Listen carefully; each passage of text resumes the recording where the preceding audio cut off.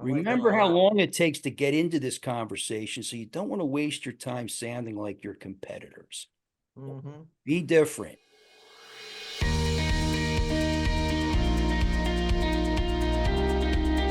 Hey everybody, this is Patti. I'm here with James, and this week we are doing B2B. It's a B2B week. James, you want to give us a heads up on this? Absolutely. So, Russ Hayes, a really great guy. Met him on a 15-minute call I had recently, and Uh-huh. Russ was fantastic. He's not, his full-time job isn't as an interviewee on a podcast, but he was very prepared, and he's on the front lines of selling B2B Yeah. merchant accounts. Yeah. So he really gives us this very practical insight into this is what it's actually like to build a B2B portfolio, and I thought that was fantastic. And Right. then, Patty, I go right into questions from Right the into field it. where I talk more about, I give 3 reasons why I believe 1099 and ISO distribution should be looking at B2B as a major shift.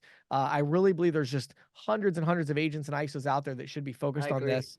I And then tell agree. us about the insiders today, Patty. We were talking fraud, the cost of containing fraud and fighting fraud, and how that's going up. And I think people will be surprised about how much money financial organizations are spending just to keep the crooks at bay. Yeah, good stuff. Well, this particular episode is sponsored by Nativia Banking. So feel free to head over to nativia.com/banking. And with that being said, I also should mention that Russ Hayes and Pinnacle Business Solutions, they're not paid sponsors, consulting clients, or anything like that. Nope. Just a great guy sharing his expertise with us. So let's dive in. Hey, everybody. Patty and I are here today with Russ Hayes. Russ is a senior business advisor over at Pinnacle Business Products. How are you doing today, Russ? I'm doing great. Hope everybody's doing well. Awesome. Well, great to have you. So I'm really excited because we haven't talked about B2B in a long time for some reason on We the podcast, haven't. Patty. Oh, So I was looking at I was looking at who we were having today. I went, oh, this is so cool because it has been so long, and I have so many. I know you do, and I have, some really piercing questions, shall we say? And I'm glad we have an expert here who can yeah. hopefully answer them for us. Well, that's great. Well, Russ, before we get into all the B2B and how to build a B2B portfolio and sell wholesalers and all these things we're going to talk about, which is going to be exciting, I always like to hear the story. How did you get into this crazy industry, and maybe give us a little bit of your journey to, what you're doing today? Well, I kind of got into this industry by accident, and I guess maybe Gee, we all how do, right? surprising. So I actually started my sales career in the IT, office supply, and equipment distribution business, and we were Okay. selling to large corporate, federal government customers. I managed the sales operation for about 14 years doing that, and I decided in '99 that I'm going to start my own. So I started Pinnacle Business Products, and I needed a Okay. card payments processor to take payments from government customers and so forth. So I signed on as a merchant with First National of Omaha and got set up there. And through them, I was introduced to the merchant services division. And I Mhm. ended up getting offered an agent position basically as a second stream of income. Hmm. And I thought, getting paid a monthly residual was pretty interesting. Not a bad Yeah. idea. Yeah. So I said, let's give it a run. And I did that for a while. And then along the way, I was introduced through a connection to First Data Corporation and took an agent position with them, working with a large regional bank. And I was covering the bank's commercial and large corporate accounts for merchant services in the Philly area. So I stayed on with them for 14 years. Wow. 14 is your magic number. Yeah, it's 14 years. That's all you get me for.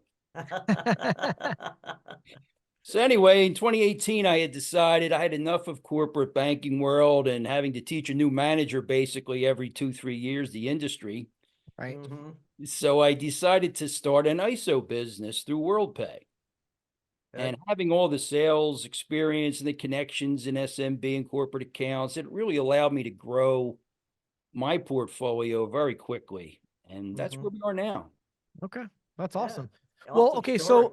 so let's talk about B2B for a minute. I thought maybe we could start, Russ, by just kind of zooming out. A lot of our audience has maybe never sold a B2B account or just really doesn't understand much about that. So maybe you could talk a little bit about kind of what makes a merchant what we would consider like a B2B type of a merchant. How is a B2B transaction different than B2C? And then just kind of give us a example of what are some merchant types that would fall into this category. Sure. So simply put, B2B merchants are any company that's processing an invoice payment with a card, or even more lately, e-commerce card payments from other business customers. So it's business paying business instead of Right. business and customers buying directly from businesses. So yeah, B2B is basically that. And I guess we'll start by asking, why would a B2B company even want to accept a card for payment? And you might not think about this vertical as a real good prospect, but you'd be surprised. Mm-hmm.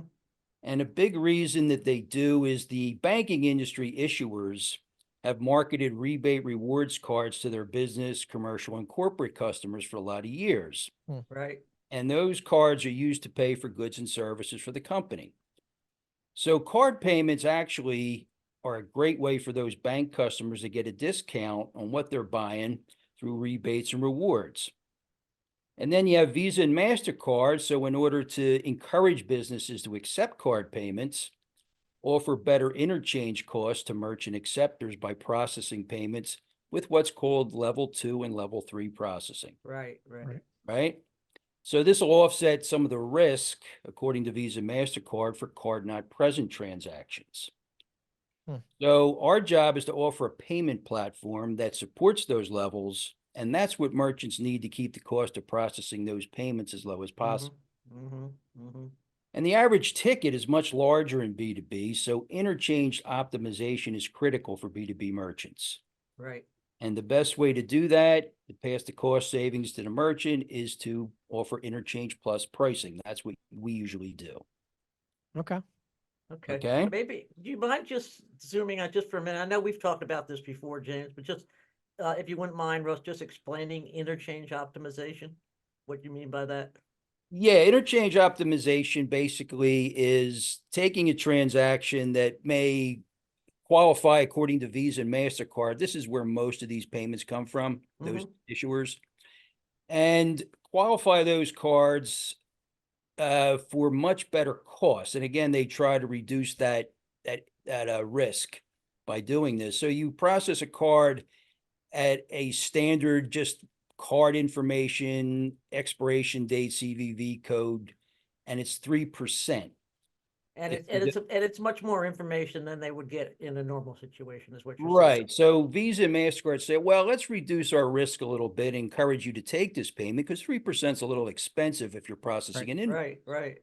Right. So let's process this payment with a little bit of information like the shipping address, an invoice number, and the actual cardholder's address to validate it. Mm-hmm. And your interchange costs will drop, let's say business cards, 75 basis points. Wow. Okay. On a transaction. If you pass level 3 on a corporate card, it changes that transaction cost by 1%, over 1%. Okay. And if you get into large ticket, when you get into bigger transactions, they also offer a much lower rate, which is about 1.45%. So you can see where if you're going to offer a program to a B2B corporate customer, it's very important to them. Right. Get these costs. Sure. Well, Does that help you?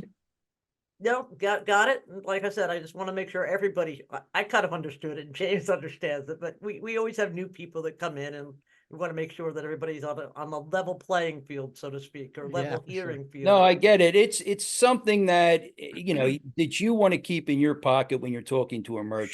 Sure. It's a great sales tool if you want to. Absolutely. And not many of them understand it in the B2B world. They don't get it. Right.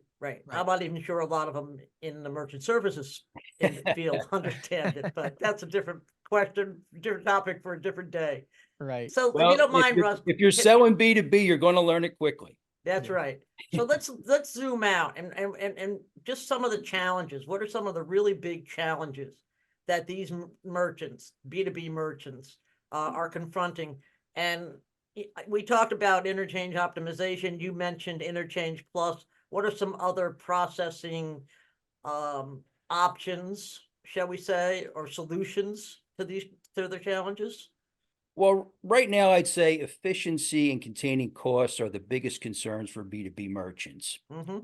Up to this point, standalone virtual terminals technology has been the primary solution for time with this vertical, but it's a time-consuming and manual process. So B2B company, they're always looking for better and more streamlined solutions. We're starting to see surcharging, for example, as a great option for reducing or even covering the cost of payment processing for B2B merchants. So it's a great entree into it. Mm-hmm. Yeah. Yeah, that's a good idea. Mm-hmm. And most B2B companies, we're talking about ERP solutions. Most B2B companies operate through an ERP, and adding card payments to that ERP and adding that as a process is really rapidly moving into the solution. Mm-hmm. Would you say, Russ, just out of curiosity, since we're talking about ERP solutions, I had a follow-up question on that anyway, which is for those that are getting into the B2B space, like what percentage of these prospects they're going to go out and try to sell wholesalers and, vendors and other B2B, what percentage of these companies are already using an ERP system where you have to do the integration to get the deal versus, you can just set them with a virtual terminal, something like that? Well, here's the opportunity, because every company runs their business through an operating system, an ERP. Right. But most of them don't have the payments portion integrated.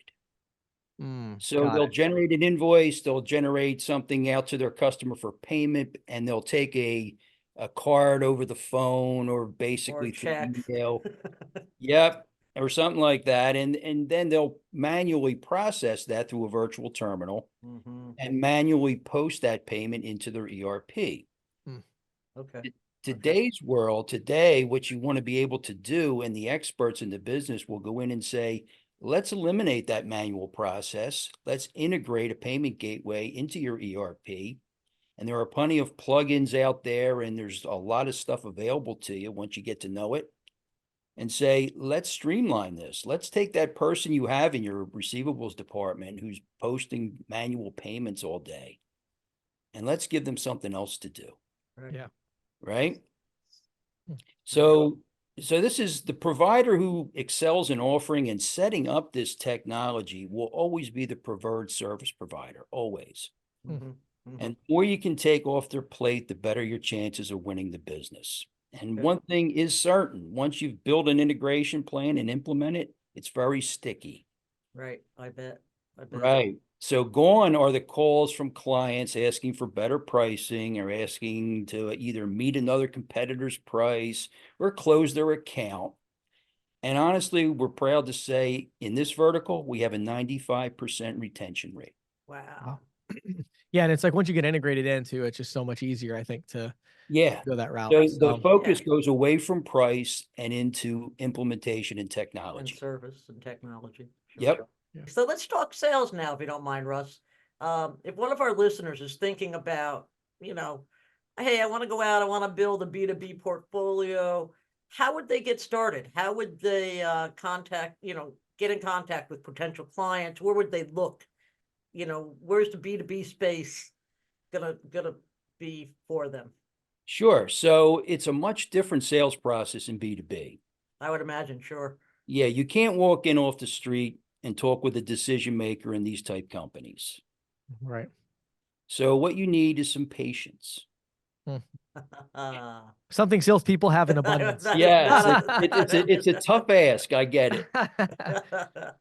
But what we do is we start by doing our market research on each company that we identify in the vertical, and then try to connect with either the corporate controller, the CFO, the accounting manager, or the office manager prior to calling. And we'll use social media. We'll do email intro messages. And of course, the best lead is always a referral from another client. Right. Sure. So getting that process started is the most difficult part of the job. But it requires research. It's a lot more, it sounds to me like it's a lot more research than it is glad handing. Well, it starts out that way. Yes. And then when you get that golden invite, right, visit, it's showtime. Right. Yeah. Yeah. Love it. Love Put it. a smile on your face and you go. Yeah. Right. But what's really true is if they invite you in, the deal's 75% finished. Pretty much there, right? Yeah. I agree. Yeah. Well, okay. So you get your foot in the door, Russ. You have this first meeting. One of the things I've always been curious about with B2B, I used to sell B2B accounts myself a long time ago, and this balancing act between savings versus other things like improved cash flow, efficiency, integrated technology. Like, where do you go? What is your actual, like, you get that first meeting, where do you tend to go with that? Is it an exploration of figuring out what matters to them, or do you have kind of a solid pitch that you use? Well, here's basically how we approach it, because there's no one size fits all Right, approach. I would imagine. And remember that these contacts are constantly solicited by credit card processors, quote unquote. Hmm. Mhm. So there you are on the phone and they say, "What do you do?" "Oh, you're a credit card processor." You know, Right. you're just another waste of my time. Right. So what we do is we put ourselves in their shoes and say, "What's interesting to you?" We always ask questions like, "What do you need that you don't already have?" Mm. Right? Yeah. Separate yourself from the others by talking about the level of service that you Mhm. provide. And it's so unique in this business of 800 lines and chat boxes. Hmm. And if you start to talk like that with these people, they really understand that if they got a Huh. problem and they're using a virtual terminal, even things like password changes, it's such a pain. Mhm. So we kind of fill that gap and say, we're your consultant. You need something, you come to us. Hmm. Yeah, I like And I like that a remember how lot. long it takes to get into this conversation. So you don't want to waste your time sounding like your competitors. Mhm. Be different, offer something, and let them know that you understand their business. right. Yeah, yeah, yeah. That's important. And you're Yeah. going to build a custom program that's specific to their company. And we do it for the entire industry. Ultimately, your plan will reduce their operating costs and add efficiencies they don't have. That's what gets you in the door. Hmm. Yeah, I like it. That's good. Yeah, yeah. So, okay, so you have this conversation. They say, "Sure, this sounds great. We want to save money. We want to be more efficient." Then what? So like a big concern in our industry is underwriting, and we got to get this kind of proved. Any kind of advice or tips? Obviously, this is another area where there's a pretty significant difference a lot of times in terms of a B2B account versus B2C is like we got to get the merchant account approved, and they do $50,000 average tickets with $1 million a month or whatever it is. What are your tips or thoughts on the underwriting process in these cases? Well, underwriting, let's be honest, their concern is chargebacks and disputes, Mhm. Right. right? Right. So what they want to see is 3 months banking statements and processing statements. They want to be sure that the processor, in our case, WorldPay, can support multiple chargebacks in a single month. Right. So if you have an average ticket of $1,000 and they do their math, they got to make sure you have enough money in the bank to cover it. Right. That's really what it comes down to. Hmm. And if you can supply, I mean, not everybody's very willing to offer financial statements. Sometimes you got to ask, but if you can submit them with the deal, it really gives the underwriter a lot of confidence that this company is going to be around for the long haul, Sure. Right, right? We're because not, we didn't start the coffee shop yesterday right, and they're upfront and yeah, you know? yeah. So that's what they want to see. That's what their concerns are. And I found it over the years to be a much easier underwriting if you get everything up front, submit it. And I'm seeing auto approvals on $1 million apps. Hmm. Wow. You have That's pretty everything, cool. if you have everything in the bundle. Okay, okay. Well, here's my last question, and it kind of wraps up a lot of what you've been saying already. Um, why should our listeners, ISOs and agents, focus on the B2B space? What is it that makes you most excited about this space? Well, I can say if you've been in this business for a while, you know how the churn that comes with retail can limit your Mm-hmm. residual payments. And you end up working harder every year to realize the same buck. Mm-hmm. Attrition rates are much higher in retail, and the margins are much lower per mid. We all know that. Yep. So if you're not balancing your portfolio with more B2B, you're missing a huge revenue opportunity. And like I said, the retention rate is much, much higher. Yeah. Right. So if you're an expert, you don't need as many mids to grow your portfolio, Hmm. Yeah, yeah, that's Yeah. great advice. Yeah, that's a good way to put it. right? So one of the questions, Russ, that I would have is, I'm sure a lot of our listeners at this point are thinking this all sounds great. Sure, I want to build a portfolio, but they don't know what they're doing. They don't know how to do that. I'm kind of curious with you and your company and things like that. Are there partnership opportunities that you're looking for that agents might be able to source deals to you guys? Maybe talk a little bit about how you might work with other ISOs and agents in our industry. And then, maybe even give them some information about where they could reach out to learn more about your company and what you guys do. Well, yeah, I'd love to talk to anyone who wants to get into the B2B space. We have plenty of opportunity here for agents and partners and even ISVs Hmm. to come into the program. We'd love to talk to you about what you're looking to do. We'd love to see how we could partner together. And what we do with our agents, and a lot of this comes from me, is I work with them to help build the offer, how to find the customer, and what to be prepared for when you go to do your presentation.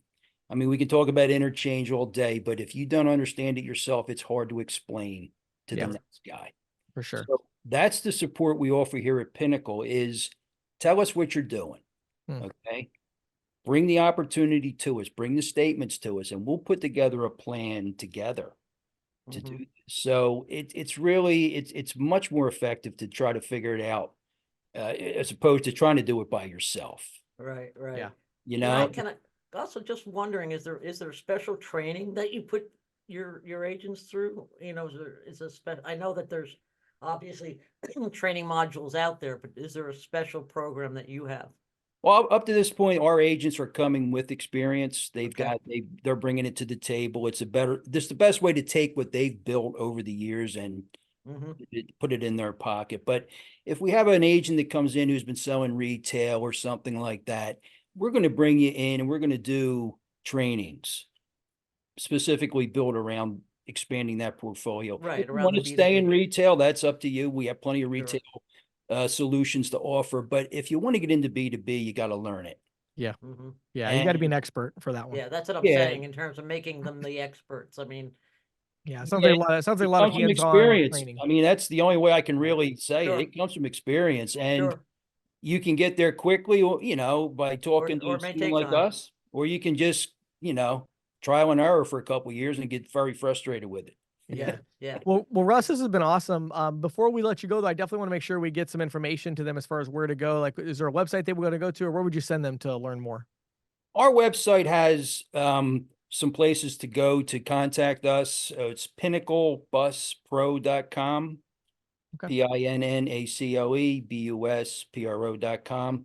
You can contact us through that. We have some information out there about what we do for our agents. And Awesome. our phone number's there. Just call Yeah. and leave a message, and we'll get back to you because we definitely would love to have more agents. And it's a unique field, it's a unique industry, Yeah. and there's plenty of opportunity here. Yeah, I love it. Well, Russ, thank you so much for taking time today to share your expertise. I know this is a topic that I feel like so many agents are interested in, but they just don't really understand it. They don't know what Yeah. to do about it. So I really appreciate you taking time to share your expertise with us today. Well, I hope it was some helpful. Absolutely. It was. It was. All Every right. time I can come away from one of these podcasts knowing something, having learned something, it's a good podcast. So There we For go. sure. So this episode is sponsored by Nativia Banking, and I want to give one more plug, Patti, one more week here talking about the payments professional card. I think that's an excellent idea. I think that is one of the coolest ideas. I mean, I know I'm not out selling, but I'm hoping that they'll let me have one anyway because hey, I'm a payments Of professional. course they will, Patti. You're on the podcast. You'll be I first in know, line. right? So But it's such a cool idea because these affinity cards for years have been out there for ball players and colleges and everything else. right. Why Where's not? where's our card? Yeah, We need the payment professional card, and we got it. So yeah. yeah. So hey, if you want to get your card, just go over to nativia.com/professional, nativia.com/professional. Anybody can get one of these cards. Lots of benefits. The shows are gonna be special benefits at the shows. Last year Vlad did so many crazy things with Oh that, God, did reimbursing they? people for Yeah. shows, all kinds of crazy stuff. So who knows what he has up his sleeve Who this knows? year, but We have a couple shows coming up. Who knows what he has up his sleeve yeah, for but you're these? gonna want one of these cards. So go over to nativia.com/professional and check it out. Patti, today I want to continue this topic of B2B sales. Excellent. I just really have a strong belief in the fact that this B2B field is primed for the 1099 ISO distribution model. I agree. I really think there's a lot of ISOs out there that have a few agents that should really consider shifting significantly in this direction of B2B. And I'll give you a couple of reasons why. Um, the first reason why is that the ultimate pitch that you're making when you're selling B2B is this pitch of accepting card payments, which is so ironic because if you go back, I mean, I remember even when I started selling, there were still a lot of merchants out there that didn't accept cards. Right. Right. And it's a great pitch to be able to make to people to say, look, this is a way for you to get your money faster. We'll show you Mhm. how to optimize the cost so it doesn't cost you very much money. But at the end of the day, this is what the customer, the end user wants. They want to pay with their card so they can get their reward points or whatever. And the card brands are really incentivizing this right now. So I think there's a really clear pitch of accept more card payments because most B2B Right. companies, they might be doing 500,000 a month in revenue, but they're only running maybe 40,000 of that or even less than 10% through Mhm. card payments. Mhm. Um, and this is a $33 trillion industry Huge. worldwide. Yeah, It's massive. massively huge. Yeah, and so this is an opportunity for us as an industry to really gain market share. It's something that Right. obviously our friend Roger McNamara at Visa and it Mhm. was the director of B2B over there and many others in the industry are really pushing from the card brands. They're pushing because they realize this is untapped potential, right? Hugely untapped potential, Yeah, you and know? again, such a simple pitch. The pitch really is about cost saving and being able to increase card acceptance. Right. And that's just really, in my opinion, that's a great pitch for an ISO or 1099 to be able to make. And Um, you said something. I remember we were talking about this a couple years ago, and you made a comment that I was just running through my head when you were mhm. just talking, which is, buildings like the building that you're in. Okay, I know you have most of that Yeah, building now, but when I first knew you, you were yeah. like a There few were a few other offices. businesses in here when I There were a few started. other businesses, and there still are places like that. I mean, even in Yes, post-COVID, there are right. these little business center buildings where you could be an old-fashioned agent and just walk down the hall, knock on doors and say, Right. hey, and that's all B2B business. All those people are B2B business. Yeah, it's interesting. It's a very untapped market by the ISOs in 1099. Now we just heard Russ say that they do get solicited by payment processors, which is Sure, true. But as sure, far as people that have the level of expertise to get through to the actual decision maker, like when I'm selling B2B, if I've talked to like the CFO or the controller or even right? CEO of a company like a B2B company, they haven't talked to a payment processor in years in most No, cases. they don't, and they wouldn't want to. No. And so for you to be able to get past that, and this is the other thing I was going to say, there's three things. The first one was that the pitch is tailor made, but the, Right, the second one is the expertise that's required. You right, know, I've said it many times in the podcast, haven't talked about it in a while because we haven't talked about B2B, but it's like if you came to me and said, James, I don't know what to do. I am an expert in payments. I know the interchange table. I understand chargebacks. I understand the payments industry and I feel a little bit lost in this whole integrated world. What do I right, do? I would say go sell B2B right. because I would too. B2B is where your payments expertise is going to get the biggest bang for its buck, Yeah, right? So take that right. payments expertise, go to B2B, and your expertise is going to shine through and allow you to get into that accountant Agreed. or CFO or whatever it is. So I think that's really important. And the third one is the technical barriers are very low. All Mhm. right. Now, I'll Yeah, explain what I mean by that. It is true that most of these businesses have ERP systems, right. but the interesting thing is, and this will change. Don't get me wrong. This will definitely change in the next few years. Probably maybe by the time you're listening to this, this was recorded on March 4th of 2024. Okay. Right. Okay. If you're listening to it in 2025 or 2026, this may not be true, but as of right now, most of these ERP systems are still processor agnostic. Right.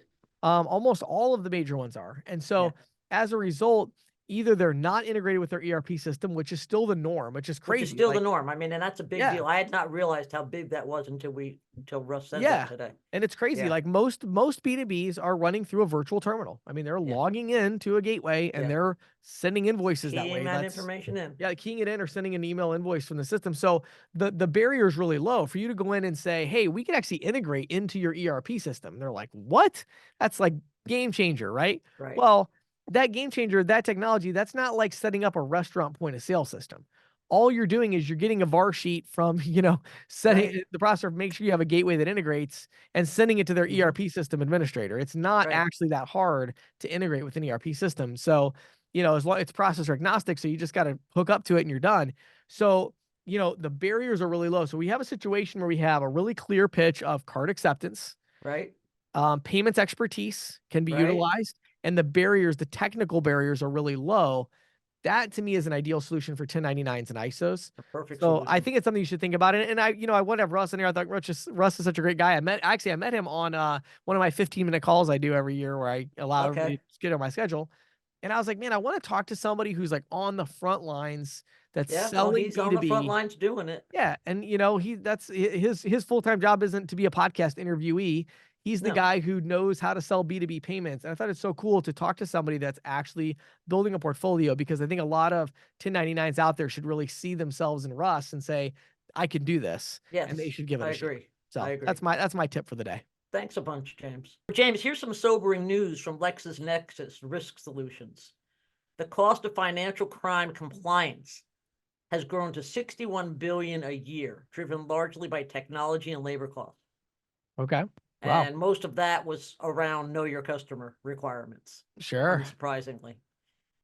8 out of 10 financial organizations said compliance costs associated with networks and remote working arrangements also increased substantially. No big surprise there. Right. At small organizations, the biggest increase for about 6 out of 10 was labor cost. Larger organizations, on the other hand, not surprisingly, saw outsourcing costs rise. Right. But the primary finding, and again, it's not a big surprise, but criminals are leveraging cryptocurrency, digital payments, and AI technologies at dizzying speeds to ply their trades. Yeah. Asked about the crimes with the most significant increases over the last 12 months, better than a fifth, 22% cited crimes involving crypto, and the same number reported heightened use of AI associated crimes. Separately, the cybersecurity firm Sonic Wall, I love that name, issued a study that shows just how complex the threat scenario is. Firm said it's detected nearly 300,000 never before seen malware variants in 2023. 300,000. Wow. Never before seen. Additionally, they report that total global malware volume rose 11% in 2023, with the U.S. logging a jump of 15%. The only thing higher than that was Latin America. I hate it when we're behind Latin America. Overall ransomware numbers saw 36% annual decline, but spiked 37% over the summer months in the second half of the year, which was an interesting thing to me.